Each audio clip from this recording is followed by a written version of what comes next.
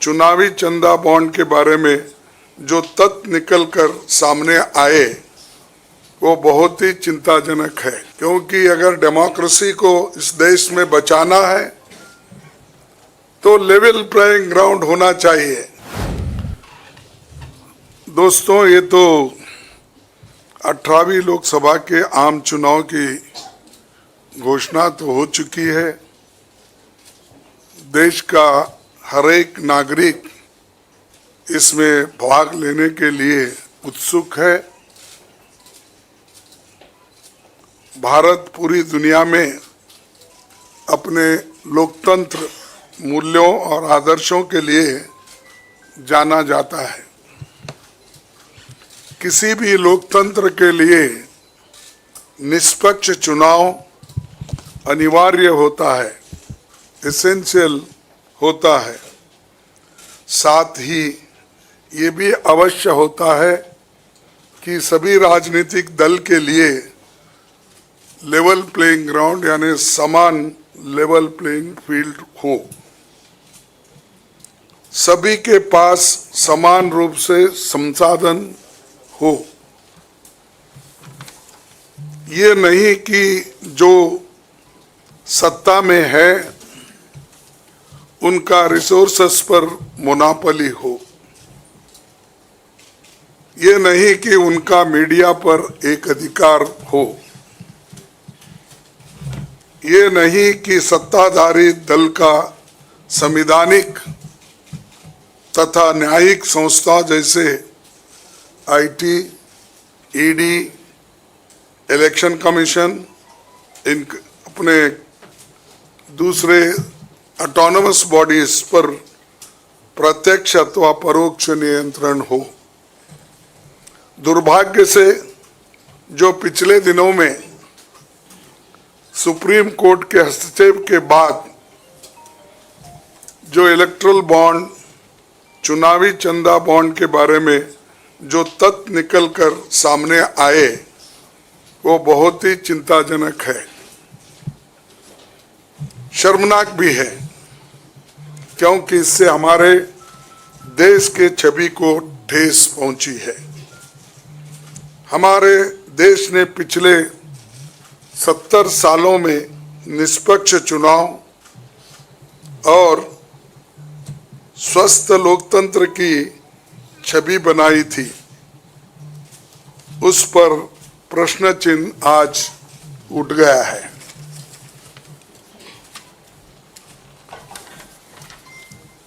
Supreme court ने जिस चुनावी चंदा बॉन्ड को इलीगल और अनकॉन्स्टिट्यूशनल कहा, उस स्कीम के तहत मौजूदा सत्ताधारी दल ने हजारों करोड़ रुपए से ज्यादा अपने अकाउंट में भर लिया है और दूसरी तरफ साजिशन मुख्य विपक्षी दल का बैंक अकाउंट फ्रीज कर दिया गया है, ताकि हम पैसों के अभाव में बराबरी से चुनाव ना लड़े और ना लड़ पाए। ये सत्ताधारी दल द्वारा एक खतरनाक खेल है।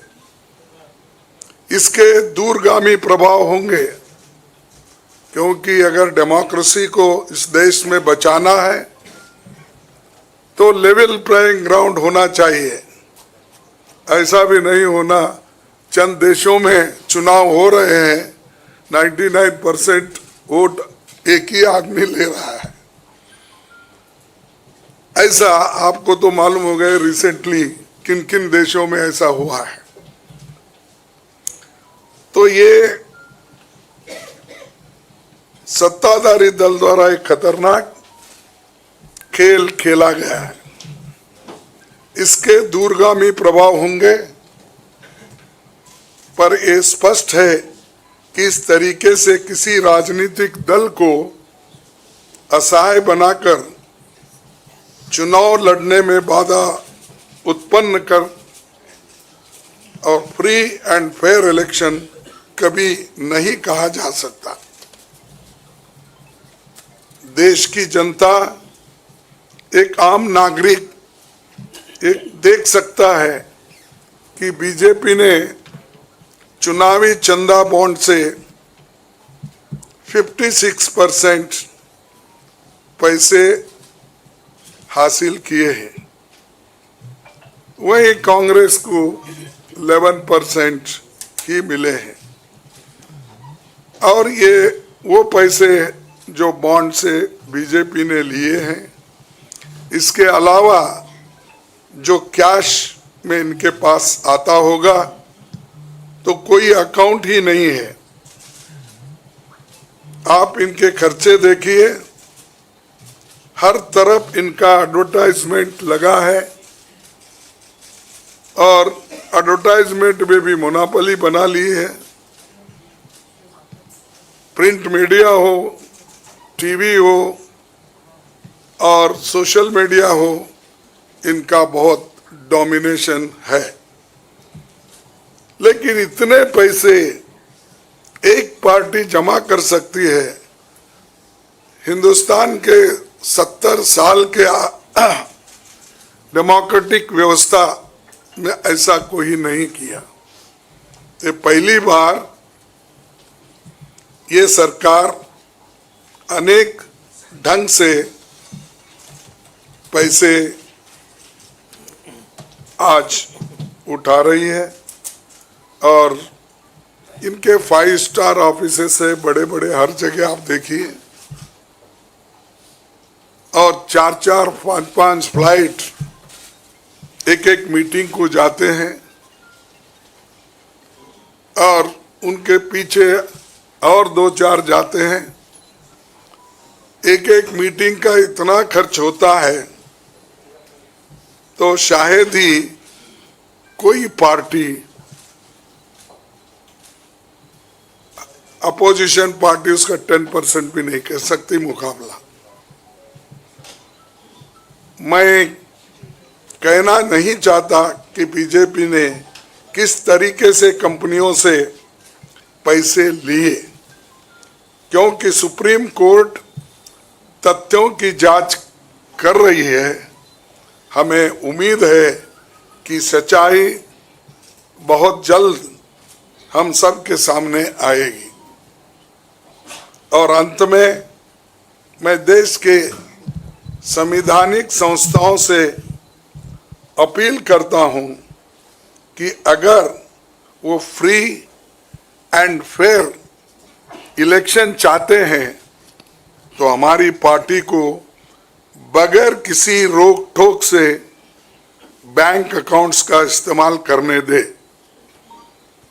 और जो इनकम टैक्स का क्लेम है वो अंततः कोर्ट के निर्णय के अनुसार सेटल हो जाएगा। राजनीतिक दल टैक्स नहीं देते, बीजेपी कभी इनकम टैक्स नहीं दी, लेकिन ये लागू सिर्फ कांग्रेस पे हो रहा है। कोई पॉलिटिकल पार्टी इनकम टैक्स के दायरे में नहीं आते, सच है ना? सेटल हो जाए। राजनीतिक दल नहीं आते, बीजेपी ने कभी नहीं दिया अकाउंट।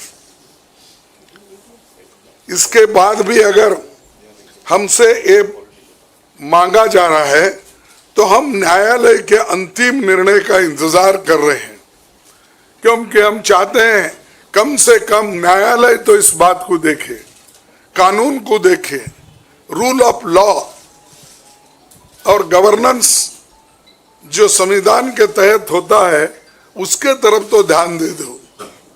क्योंकि आज वो हुकूमत में है, कल दूसरी पार्टी आएगी, लेकिन हमको ये लेवल प्लेइंग ग्राउंड जो हमने पहले से बनाया था, नेहरू जी से लेकर हम 89 और बाकी के लोग भी, जब इवन वाजपेयी थे उस वक्त भी ऐसा नहीं था।